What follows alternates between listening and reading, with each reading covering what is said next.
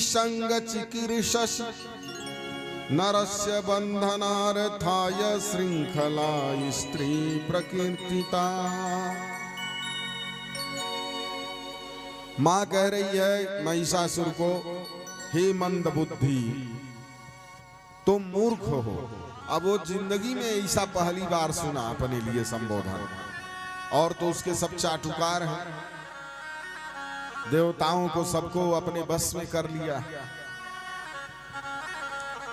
मां कह रही है तुम मूर्ख हो जो कि स्त्री संग करना चाहते हो। पुरुष को बांधने के लिए स्त्री जंजीर कही गई है।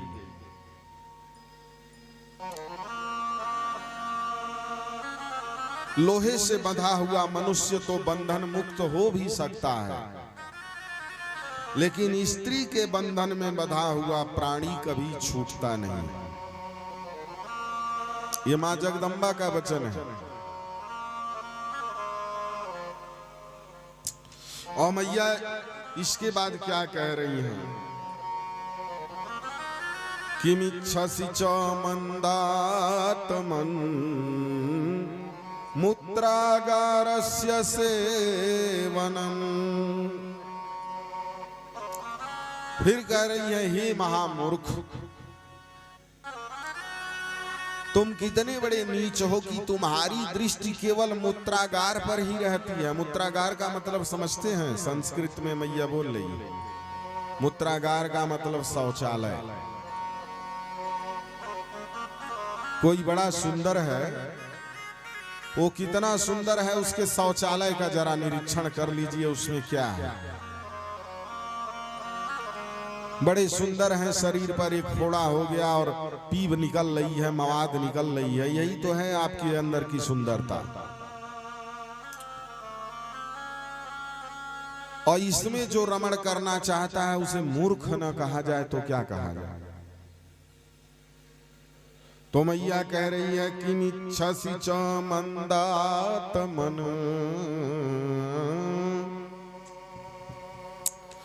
मूत्रागारस्य सेवनम् समं कुरु सुखाय त्वं समात् सुखमवाप्स्यसि। देखिए, भोग दृष्टि से स्त्री का सेवन महापाप है। ये जो हम लोग हैं, पांच भौतिक शरीर है, वंश परंपरा स्थिर करने के लिए, रखने के लिए, संसार में दंपति धर्म का मैया ने स्थापना किया।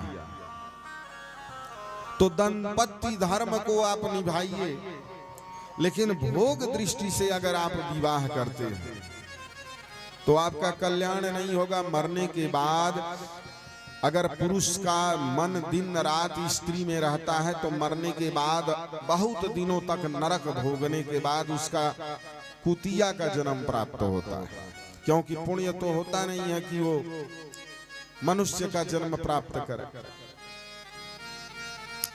और भगवान या भगवती व्यक्ति को उसी में डाल देते हैं जिसमें उसका मन होता है।